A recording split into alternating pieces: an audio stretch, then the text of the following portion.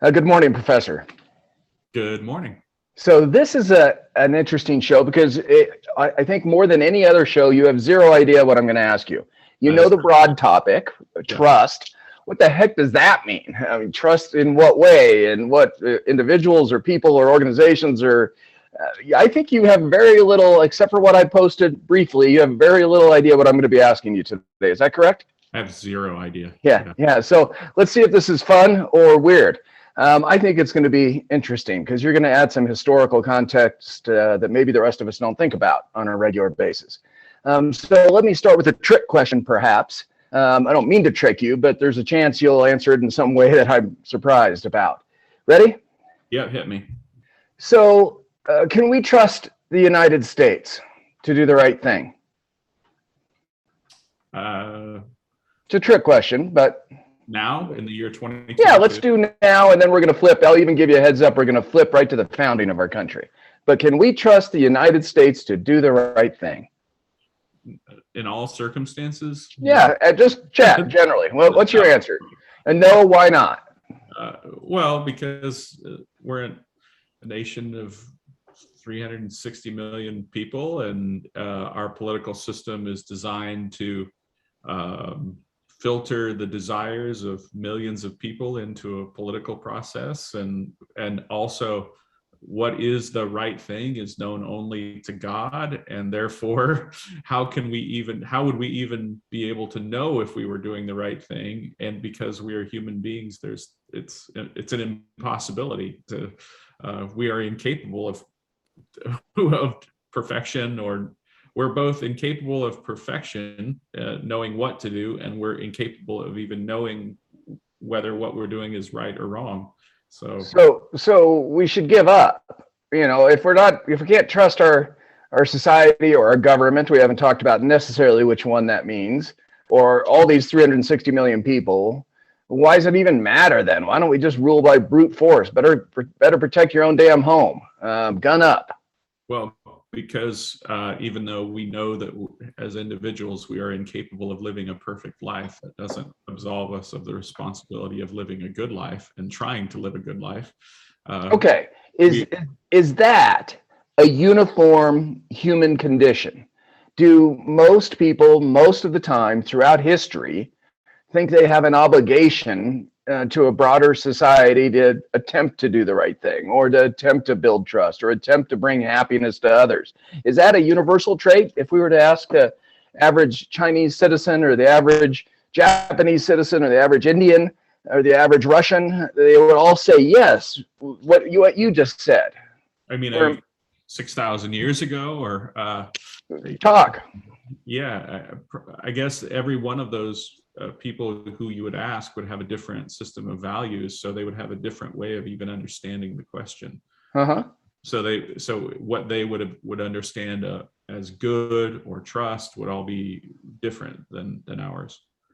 Well, I guess I can get into some specifics just to try to hone the argument down because you're being pretty ethereal and my questions are pretty broad. I get it.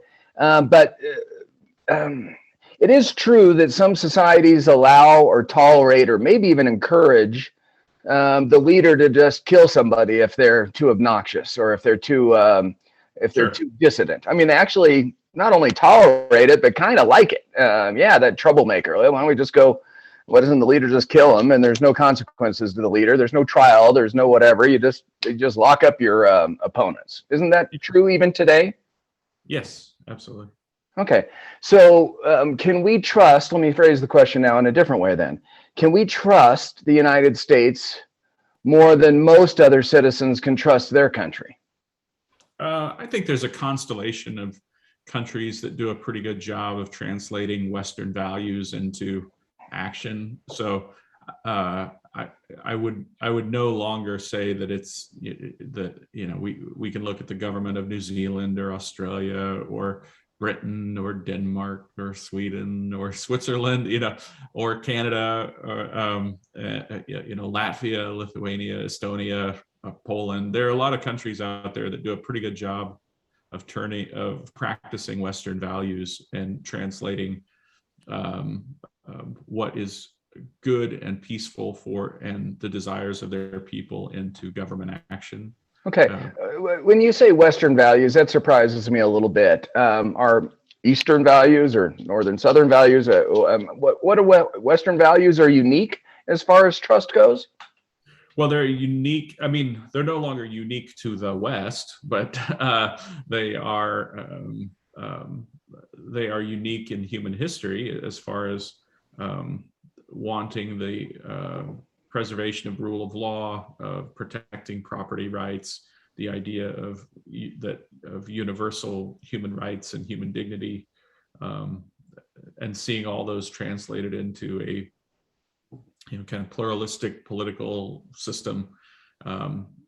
It's just easier to say Western values because they evolved out of the Western tradition, and now, of course, they're being practiced all over the globe. So they're, like I said, unique. Cool. I'm glad I asked. Now let's flip back a couple hundred years, 240-ish, or however many it's been now. I should have looked that up. Did we trust the founders of our country when we decided to go to a war against the king? And then in that same period, decade and a half later, did we trust the founders of our organizational structure? Was that a rational thing for the average, not necessarily even citizen, person who lived in the what is now United States? Could they trust? Did they trust? You could almost say it's a self-evident truth, because the definition of an American is a person who has chosen to go to war against the king. Does that make sense? So in a way, like, yes, because the initial definition of what it was to be an American was you were someone who wanted to go to war against the king. So an unjust tyranny. Yeah. Yes. And so we should trust people that when they identify a tyranny, decide to go to war against them. Or just at that time? You were answering my question during the revolutionary time. And if so, and I said this might be a unique conversation, how do we know who to trust? Let's keep to them now. There was good people on the side of the king, correct? Yes, absolutely. Okay. They weren't like evil and needed to be killed and assassinated and burned at the stake. I mean, we might want to fight a war against them, but they weren't evil people, were they? No, and I'll also mention that, England had at that time an evolving representative form of government. So there were people within the British government who were siding with the Americans and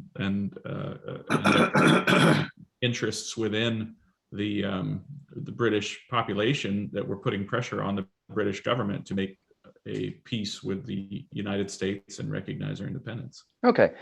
So the definition of an American at the founding of our Constitution, at our founding, was one who was against the king. Mm-hmm. And we trusted those people because we didn't like tyranny.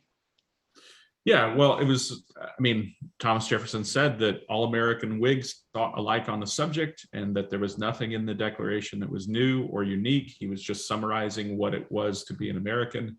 And then the ratification of the Constitution took place, within a decade of independence.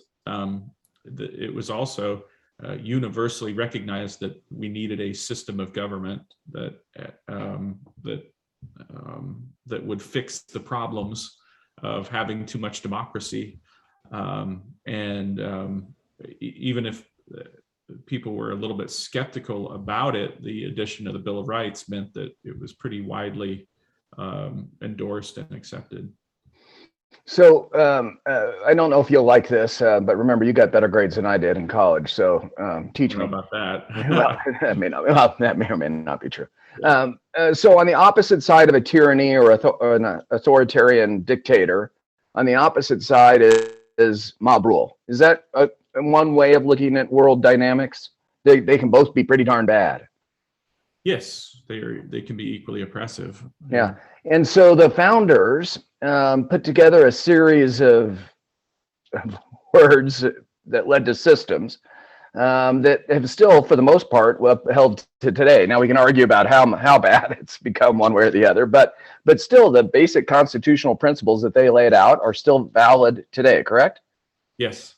So if I'm a wealthy white agrarian landowner in the South at the founding of our country, can I trust the Constitution to protect my property and my way of life? Same with the North. If I'm trying to practice my religion in the way that I wish to practice it, can I trust that system that we put into place, the United States federal government, the national government, in both of those two scenarios? Can I trust what we did? You can trust that the balancing of all of your rights will take place in a peaceful political system. But that does not necessarily protect any particular right 100% of the time. I think we're getting to why I wanted to have this conversation. Let's flip to current again. Do you agree that the numbers of people that really have lack of trust in almost everything, family, the amount of divorces, religion, the scandals that have happened, not service organizations, the Boy Scouts. I mean, just like almost any organization you look at, local government and their scandals, or state government and what they did, and the federal government and what they promised, a trail of tears. I mean, in one way, I was looking at this conversation by the litany of things that we've done bad in America, and the list is pretty long. It's just like, yikes, ugh, darn it, ooh. And I'm not positive I even want to go there, because anybody can Google bad things America's done and have a long conversation on that. But why would a guy like me, and you, I think, still trust America, despite all our flaws and our weaknesses and our mistakes? Why do I trust it? But apparently, if you look at the Pew numbers, and I know you don't necessarily trust those numbers, but it's interesting in trend lines, it's gone from like 75% of the country trusting the federal government in the 50s down to 25% now across the border, across the line of political perspective. There's ups and downs between R's and D's. But the bottom line is hardly anybody trusts anybody anymore for anything. And I'm thinking that's kind of dangerous in and of itself. So I know I gave you lots to hang on to and respond to. Why don't you give it whatever you think is most interesting in that context? We didn't actually answer. You started to ask a question, but then you didn't ask it. Should we trust our federal government? I guess trust them to do what? Anything, manage our whatever's in the Constitution. Should we, or do we need to overthrow the government? I mean, I'm hesitant to even say that on YouTube. I guess it needs to be taken down because I said that. But really, there's lots of people saying crazy stuff, like I just said. Give us some context of a historical perspective now from founding to current on whether we should trust, and if we don't, what should we do about it? If we do, how should we keep it? I think my initial reaction is that that I think people measure these things on the wrong scale. That the question is not have evils occurred within the borders of the United States over the last 500 years. The question instead is, what happens when you take an evil thing that human beings do and you drop it into different systems? So it's not so much that we haven't had Hitlers and Stalins in America. It's not so much that we haven't had bad ideas in America, but what the American system tends to do is slow down these bad ideas and prevent worse abuses from transpiring. So, you take socialism, which is probably the most, it's not probably, it is far and away the most dangerous idea in human history. It's kind of a nice idea, though. Don't you think it's quaint? Do we all care for each other? No, it's a terrible idea, and it's not a good idea that hasn't been tried. It's a terrible idea that's been tried many times. But so I'm saying, if you were to measure an idea by how many people it kills, 100 million deaths in the course of 100 years. So by any measure, this is the worst idea in human history. I guess you could sort of say the combination of nationalism, the combination of socialism with racism killed more people quickly So, if you were to aggregate that out to 100 years or something, maybe they would be worse than socialism. But regardless, Professor, when did you say that you have some socialistic leaning, or maybe even socialist friends, don't you? I have some friends who claim to be socialists. Yeah. Yeah, and I have some friends that are so liberal that I think they would prefer that they would be called socialist than a Democrat, for example. And I'm not sure they mean it in every manifestation of itself. But when did they say it's a perversion of socialism when you use force like you're describing? Well, they would say that they would like to abolish property rights and do it through the democratic system. So those people would describe themselves as democratic socialists. But regardless, I need to get back to the answer to your question, which is you take an idea like socialism and you drop it into the United States, and what happens is that people think, oh, well, maybe we need to think more about the effects of wealth and a social nature. In other words, it becomes the more moderate version of what is the radical philosophy. I mean, back when I used to teach Western Civ more regularly, I would give my students the Communist Manifesto, and they just read past all the radicalism and evil, and they get straight to the part where they're like, well, I think that free textbooks is a good idea. And you're like, wow, it's like studying Nazi Germany and saying, well, the Autobahn, good highways are important. And you're like, well, you're kind of missing the point about what's unique. You can advocate for free textbooks for students without being a socialist, and you can want better highways without being a Nazi. But what Americans tend to do is we run everything through our filter, which is to say, oh, you can't possibly be serious about this radical ideology. Let's pull what we can out of it and see what we can't use, and what happens when you have because most all forms of radicalism fail and fail spectacularly. Oh, wait, do they fail, or is that the history of the human condition? Seems like the radical belief systems are what we've had through millennia. It's a good question. I mean, fail in comparison to freedom. Thank you. Gotcha. So they will always fail when they are next to a free system. So failure by comparison. And this is something that it seems like a lot of the questions you're asking were actually answered by Calvin Coolidge. So I just say, I guess we all need to read more Calvin Coolidge for the answers to this stuff. But as Coolidge would say, that our founders, what they identified about the human condition was true, and what everybody else is trying to do with the human condition is false. And so anytime that you are committed to understanding the truth in context, you are performing an act of patriotism, because unlike every other system of government, our system is based on the true relationship of human rights. And thus, he said that, and there's an essay called Business in the Free Press, that it was a speech that he gave to a bunch of newspaper editors, where he discusses the nature of truth and human nature and stuff. And that's where he made this sort of statement about what is the nature of truth and how should we understand it in a complex modern world, and why Americans should never fear the truth when it's presented in context, and how we have to sedulously cultivate the habits of the open mind in order to renew that would never be any threat to the American system. Anyway. All nice stuff. I'm still trying to figure out.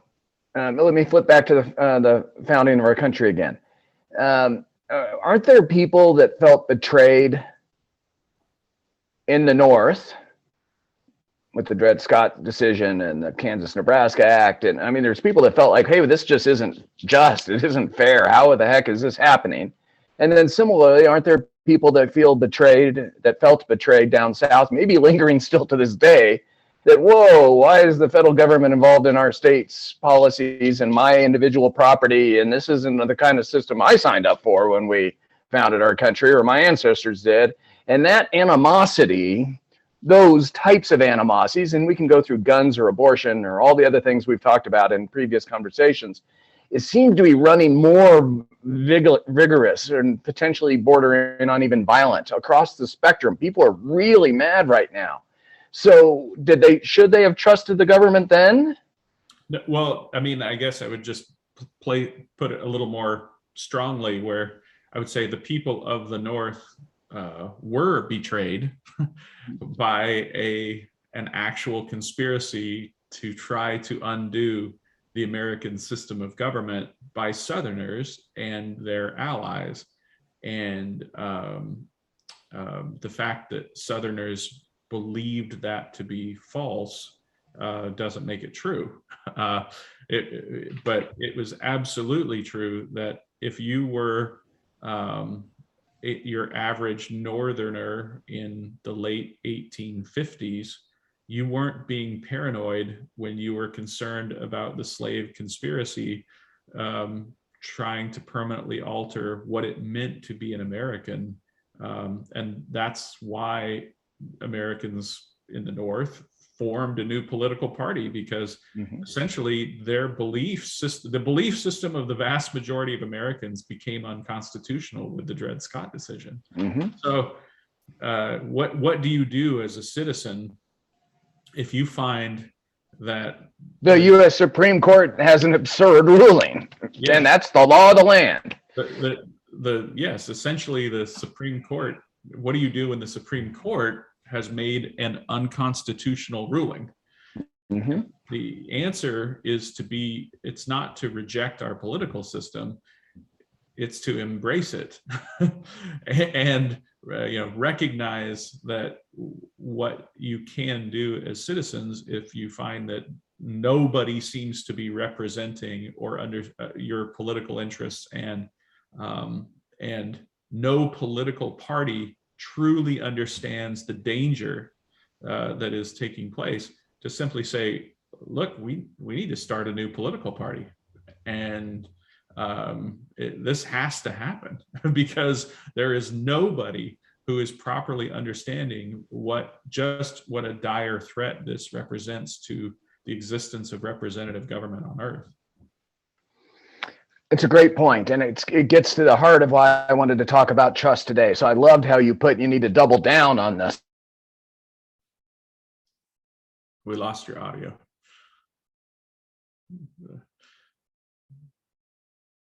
Still silent.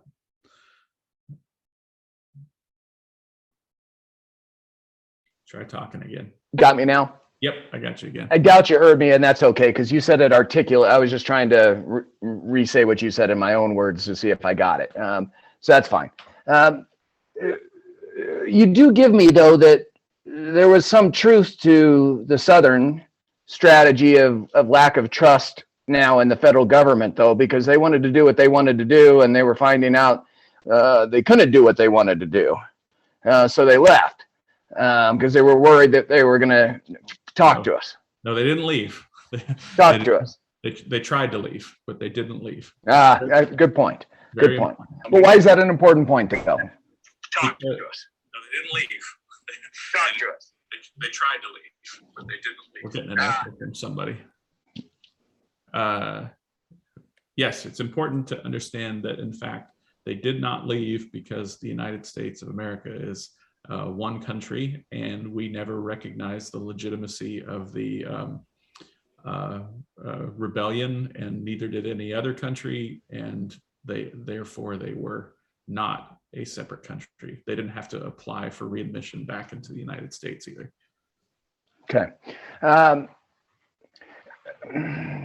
Can the Native Americans, the indigenous people in America, do they deserve to trust historically and currently the word of the United States? Historically and currently, I think so. Yeah, I mean, they certainly would have a strong case for grievance, but I think over the last, but here's the other piece of it that I guess it's not so much, again, it's how you judge these things compared to other countries. You know, so yes, there were ranging from, horrible mass murders to grievances that were settled in a way that was unjust and corrupt. But remember that in most other societies at the time, they simply would have been killed rather than having an unjust or corrupt decision in court. they would have simply been murdered. So it's not a, perfection is not one of your choices.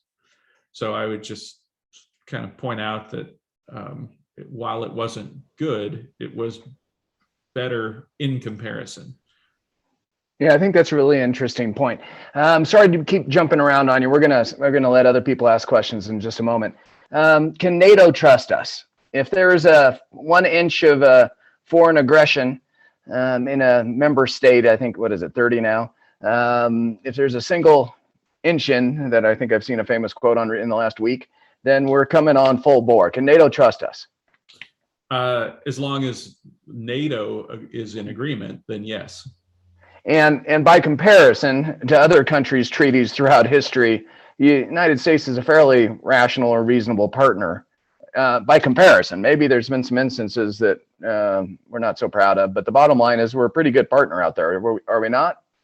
Usually, I mean, I guess some examples of, obviously we guaranteed Ukrainian security at the end of the Cold War, and so did Russia. Yes, we both promised to provide them independent security. Right. One's violated that, and the other is not violated it, but we haven't come to the rescue yet.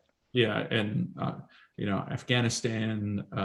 I think probably the most egregious example might be Vietnam, where Congress simply said we're not meeting any of our obligations that the president had agreed to at the end of the Vietnam War.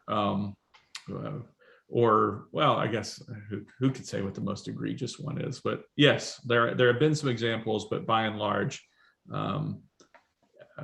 it's been mostly you can trust the United States to act according to rule of law and agreements that we've signed.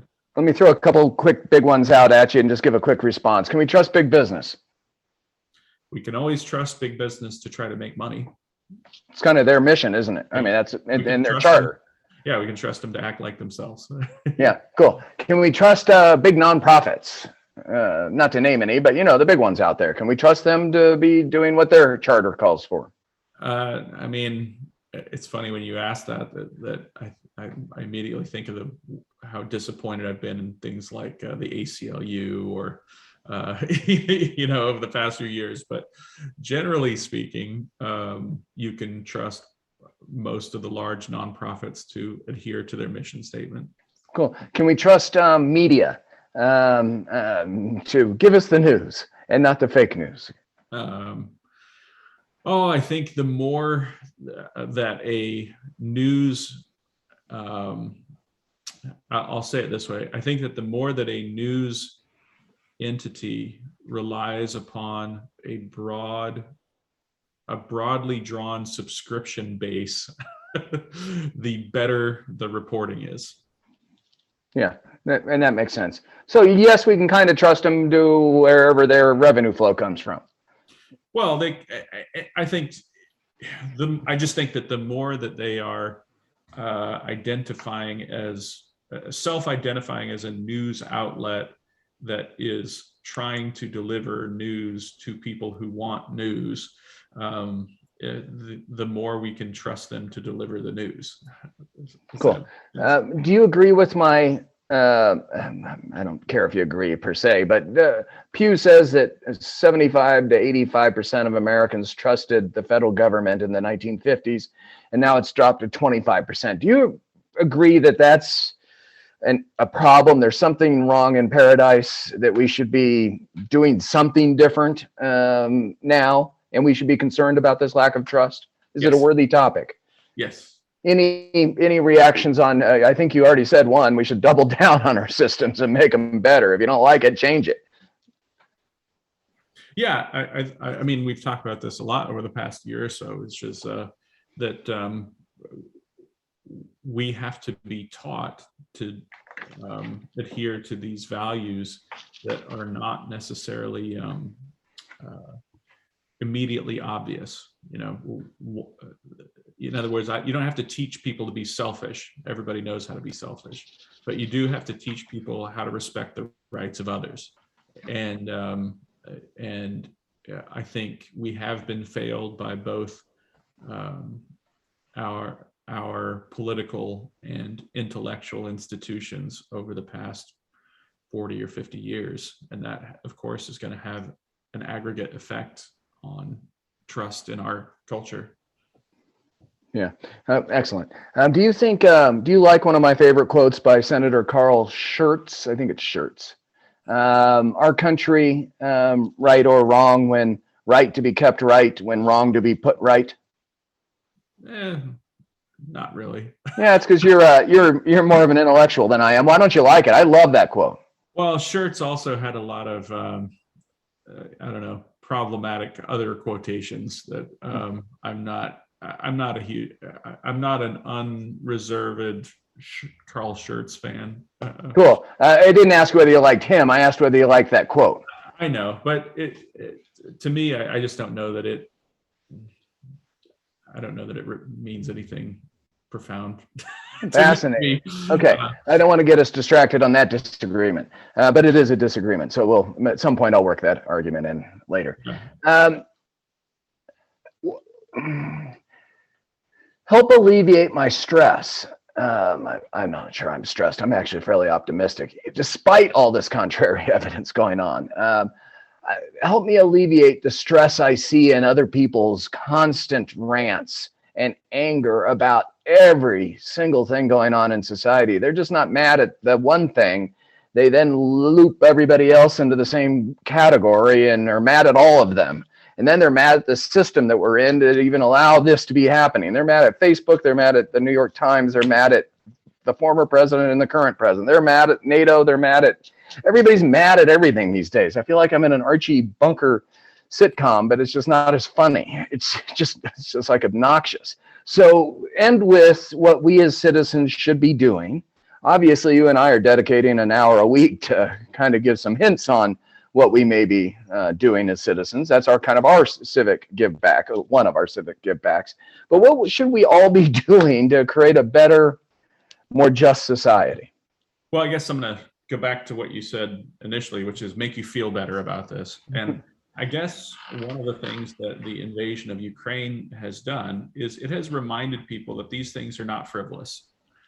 And it's also reminded people that, yeah, okay, you want to have a debate on CRT or something like that. Let's do that tomorrow.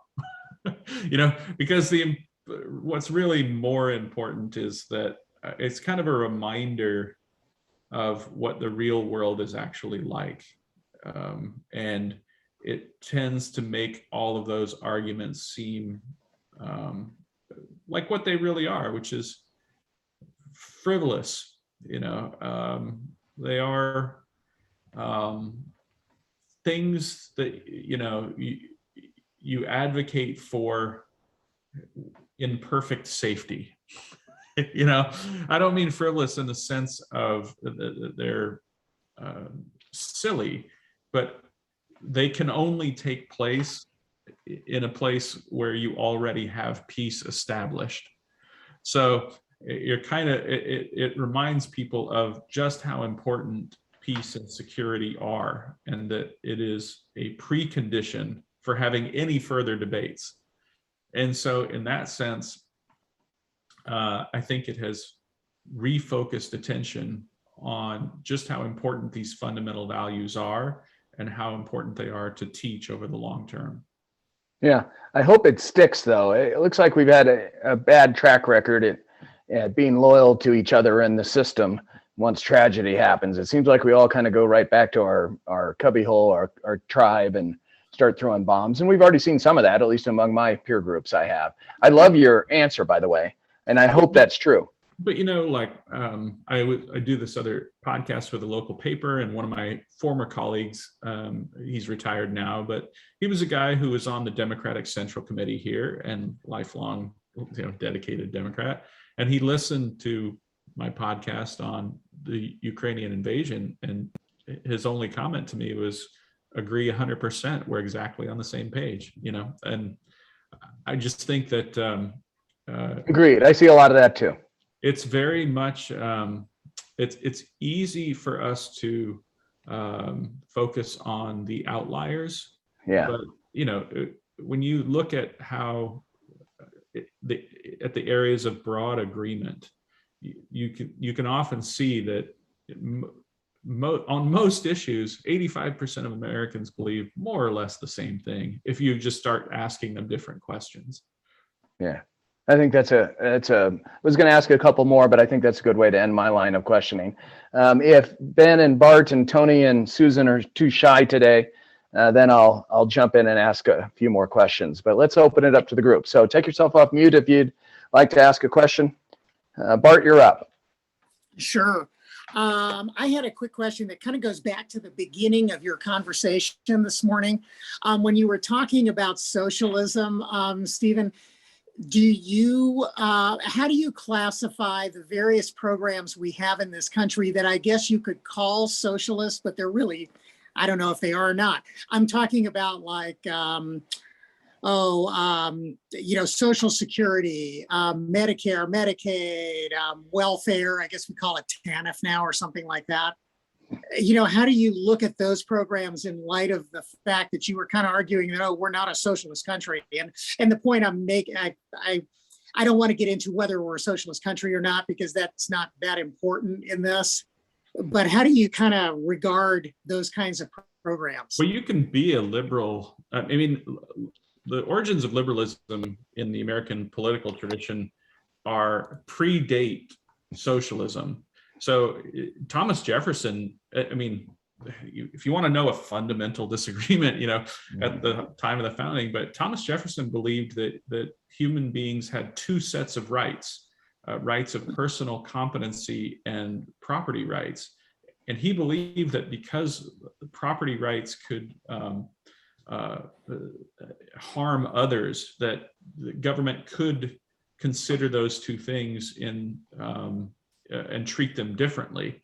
And the sort of Hamiltonian tradition is no, you just have rights and they're all the same. Mm-hmm. But this is something that Franklin Roosevelt picked up on. And modern liberalism is not un-American.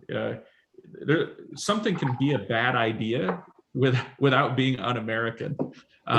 So liberals can argue that they are within the American political tradition because ever since the founding, there have been people who have argued that property is of a different nature and can be regulated in a different way. And the alternative to that is the idea that all rights are sort of balanced at every level of government, as opposed to separating these things out. So I would just say, not every bad idea that aggressively hurts property rights is socialism. Okay. Because socialism is the denial that property exists,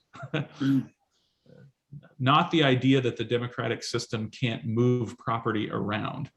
I would say, moving property around in a bad or stupid way is not a denial that property exists. Okay, thank you. I have one more question. Go ahead. It gets us a little bit back toward the trust issue that we're talking about today, and credibility and trust, whatever you want to call it. What are your rules of thumb as to who you decide to trust in terms of information that you're receiving? Like I've gotten to a point where I only read certain kinds of online news. because I've just gotten to the point where I don't trust some of it. And I know that dispatch.com to me is very reliable. I can rely on them to give me the actual facts. Yeah. I can kind of rely on the Washington Post as long as I'm taking with a grain of salt the various opinions that they will work into their news articles. And I kind of, I don't know what to do with that because I find it distracting sometimes. But what's your rule of thumb? I think one of the things I've said is that history, the study of history, one of the things that it's supposed to give you is a little bit of a spidey sense. So one of the things is that there are a lot of things that I forget, but the remnant of the memory will remain, and it will often tingle when somebody says something that's just wildly wrong and incorrect, and the hair on the back of my neck will stand up and I'll think, I'm just gonna not believe that because there's something about that that just seems wrong. But my rule of thumb is that I something I mentioned to John earlier, which is that I think about the news as being something that I would like to consume and balance in a somewhat systematic way, meaning that instead of going out looking for something, I want to consume it in context first, so that when I have a question, I'm putting the new piece of information into context.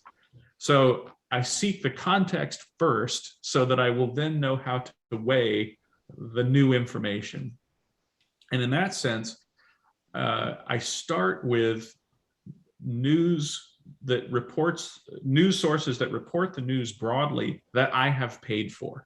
So I subscribe to the Sun Gazette, which is a local paper. I subscribe to the Times Delta, which is a local paper. I subscribe to the Wall Street Journal, and I read it every day. So, my first news that I want to consume is the Wall Street Journal. And the first thing I read every morning is the Dispatch newsletter that comes in my email. So the first thing before I'm even out of bed, I read the Dispatch, I guess I should say, I read the Dispatch newsletter first thing in the morning.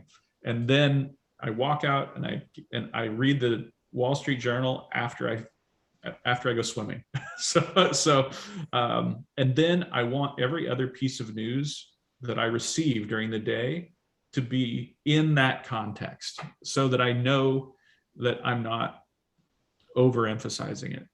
And your more liberal professor friends around the country, and I do mean that, friends, they would probably do something similar, just it would be the New York Times and something else, correct? Yeah, I mean, I know I have a lot of friends who read, and I still have a subscription. I guess I have a subscription to the Atlantic still. So I know a lot of people who subscribe to the various Atlantic newsletters, and they would just say, they read the Atlantic and the New York Times first. Or a lot of people around here still actually subscribe to the LA Times, believe it or not. So I think that's not a bad. I mean, obviously, if I thought it was bad, I wouldn't do it. But I think it's important because it keeps you from falling for these traps of the news that is targeted towards you throughout the day, so that you start understanding, these targeted clickbaity stories that are coming to me, I need to treat them the same way I treat junk mail and junk email. It's just another thing that I need to filter out. And you are the vast exception to how most people consume media, correct? I mean, most people just kind of react to whatever's in front of them. I think I consume more news media than most people, but I guess it depends on what you mean by average. The average people in my neighborhood, I don't know, the average person in my neighborhood does read a newspaper or two, or they watch the local news, but every time I always say, every time I encounter the healthcare system or the legal system, I'm reminded that maybe my world is not the average world, because you see a lot more, I guess, people who live very different lives than I live. Yeah, stuff. Yeah. Cool. Bart, I assume those satisfied your questions? Absolutely. Yeah. Thank you. Cool. Susan, I'll bet you have something, and I think you signed on a couple minutes late, so you missed the most intriguing part. I'm kidding. I don't know. But if you have a question, please jump in. All you do is take yourself off mute. You're good. I unfortunately did jump on late, and I'm sorry for the reverberation because I was all good. watching before I was able All to good. sign on. And I don't really know if I have a question, so I will. Well, then, I'll just pass. I'll just pass on that. Glad. now to be here's the here and great privilege. Listen. Here's the great privilege that you get since we're longtime friends. Why don't you advocate something? We're currently wherever we are in America, and you have very strong opinions. You and I agree on some and disagree on others. But why don't you advocate something just for the professor to react to? Okay. Based on the fact that in my retirement, which began in December, I decided to serve my community by reactivating my substitute teaching license. And I've been subbing in Denver Public Schools, which, as the front office describes it, is an urban district. Very often when I'm in class, I am the only white face in the room, which is an experience that I've never had in my life before.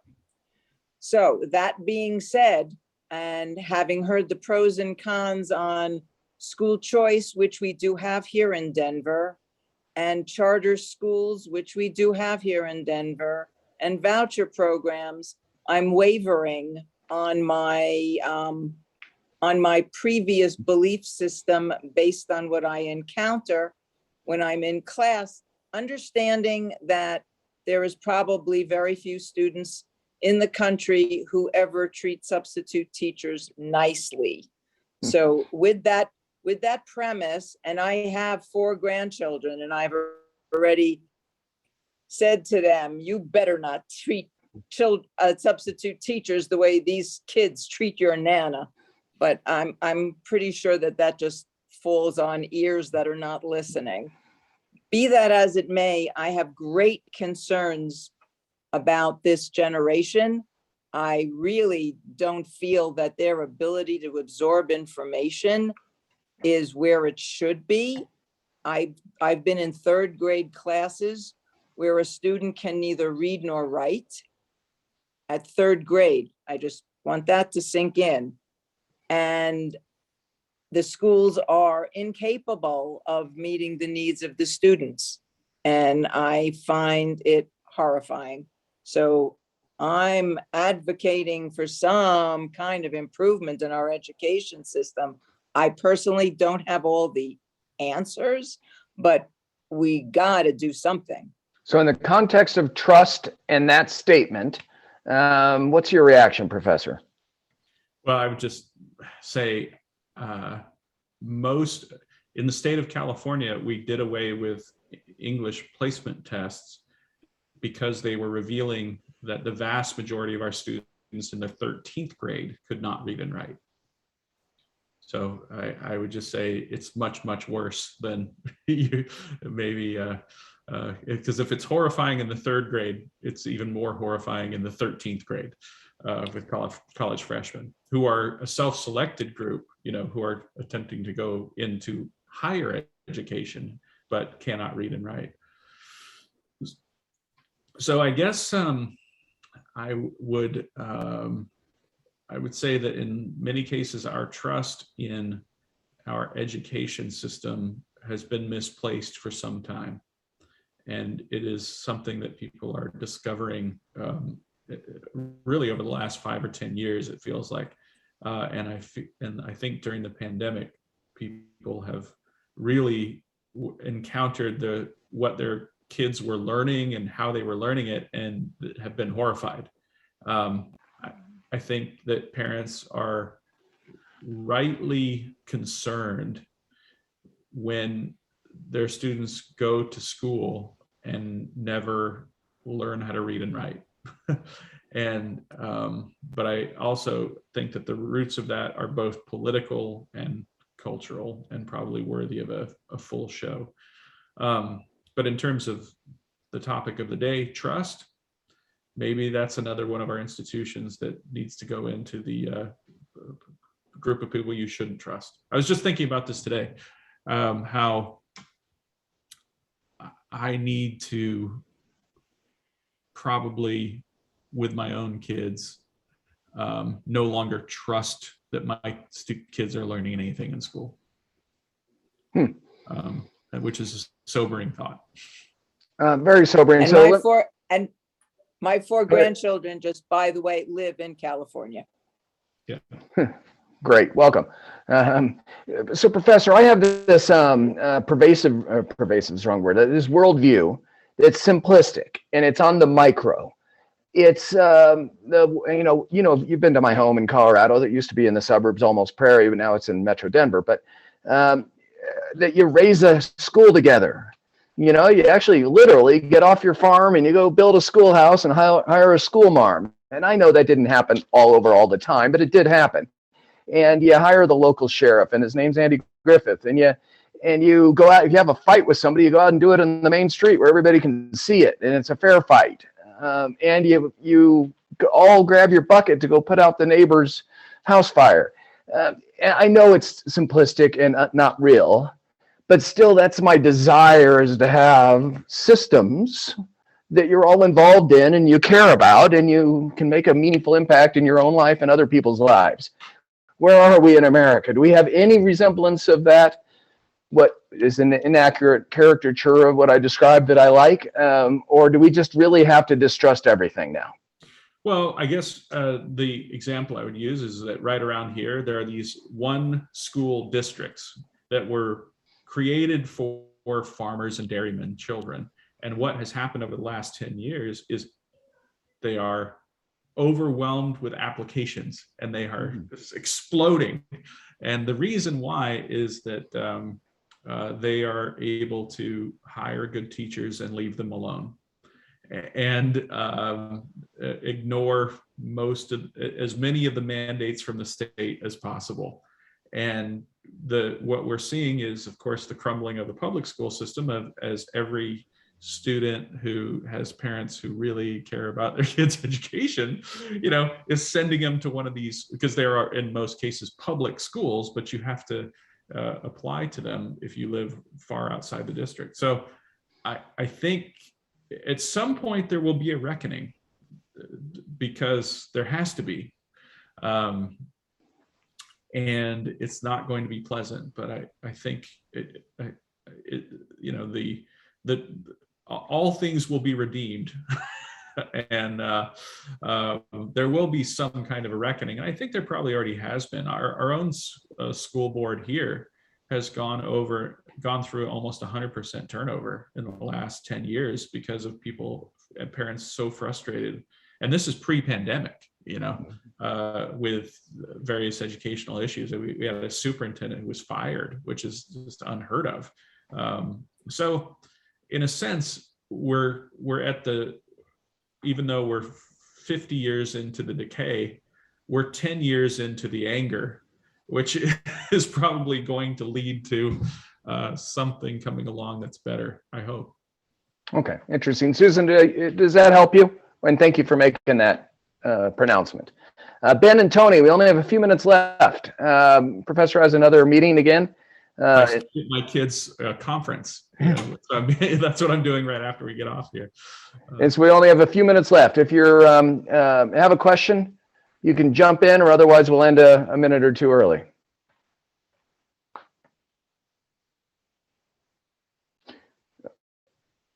Tony, yay or nay? Okay, cool. All right, Professor. I'm telling you, I don't know why I'm an optimist, because there's just so many ways to think of the world right now in a negative way. I guess my little conservative and libertarian beating heart should be excited that there's so many people that are anti-everything, anti-government, anti-politician, anti-education, anti-big business, anti-social media, anti-media. I mean, there's a lot of people that are really anti right now, and I guess I should like that, since I'm, I've always had reservations about big anything. But I still am thinking that the anger is misguided somehow. And I think you've given me a pretty good handhold on recommendations that I can use in my life, by having you double down on the systems and fix them rather than just throw everything out. Not to harp on my libertarian friends, but I was asked to give a speech a couple of years ago, right before the pandemic. And as I'm wont to do, I wanted to know the audience before I gave my speech. So I showed up an hour early. It was in a bar. That was easy to do. So I bought a beer and walked around, shook hands. And I asked, well, what kind of libertarian are you? Or why are you a libertarian? And almost universally, this group said, well, I'm not a libertarian. I'm actually an anarchist. Libertarians are the best one that can get my anarchy done. And I go, well, I'm not going to lose my security clearance by speaking to you, am I? I mean, and they truly were kind of anarchists. I am not an anarchist.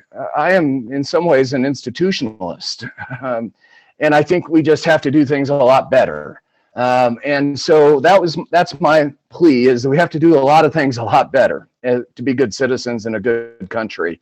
What is your last plea before you go take care of your kids? Well, I guess I would say that it's okay for people to feel oppressions and be against things, because these are legitimate concerns that Americans have. But constructive change only comes from when you are for things. So you have to know what you are for. You have to know what you are working towards in order to know if you're making progress towards it. So what real leadership would be is understanding how to take these things, these problems, these feelings that Americans have that are legitimate, and turn them into things that we are for. I love that statement. Thank you. Really appreciate your time. We're going to declare victory because you need to go take care of your kids. Thanks for doing that as well. Professor, appreciate your ongoing commitment to having people understand the history of the United States and context and how we all fit in it. You get the last word. Well, I will note that I am wearing a shirt that I bought in college. So this shirt, I bought this shirt probably in 1990, which is that I'm wearing. It's good to have some humor, but I'm not sure how that adds to your credence. No, I don't know, not at all. But I just, when I put it on today, I realized, like, I bought this in college. So that's fun stuff. Thank you all. Appreciate your willingness to have a conversation with Professor Tootle. Goodbye.